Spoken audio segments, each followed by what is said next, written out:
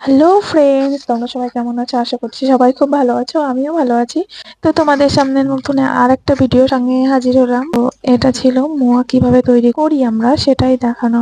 তো যাই হোক, এটা সাধারণ আমরা যেসব মোয়া খাই, মুড়ি, চিড়ে, খই, এসব এইসব না।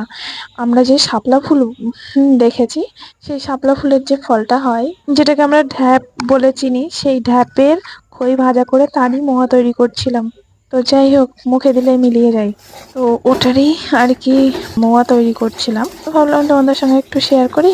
দেখো, ওই মোয়া তৈরি করতে, যে কোনো মোয়া তৈরি করতে গেলে এরকম আর কি খুন্তিতে খানিকটা জাল দিয়ে নিয়ে, এরকম খুন্তিতে যতক্ষণ একটা পাতলা সুতোর মতো, যেটা আর কি মাকড়সার জালে যেরকম সুতো ওঠে, সরি, জালটা যেরকম হয় পাতলা সুতো টাইপের, ওই রকম আঁশ উঠবে। যখন ওই আঁশটা উঠবে, তারপরেই জানবে যে মোয়ার জন্য গুড়টা রেডি আছে। তো তারপরেই খইটা দিয়ে দেবো, দিয়ে নাড়াচাড়া করে পুরোটা মিক্সড করে নেবে খইটা, যাতে সবার গায়ে একটু গুড়টা আর কি লাগে। তো লেগে গেলে তারপর নামিয়ে নিয়ে পাকিয়ে নেবে হাতের মধ্যে, মোয়া নাড়ু বাঁধা মতো। তো হয়ে যাবে মোয়া রেডি। আর তার সঙ্গে আমি মুড়ির মোয়াও করেছিলাম। তো মুড়ির মোয়াটাই সবাই হেল্প করেছিল সেই সময়। তো দেখো, আমার মোয়া বানানো কমপ্লিট। তো আমার ভিডিও কার কার ভালো লাগে, লাইক কমেন্ট শেয়ার করে দেবে। আর আজকের মতো এ পর্যন্ত, টাটা। সবাই সুস্থ থাকবে, ভালো থাকবে।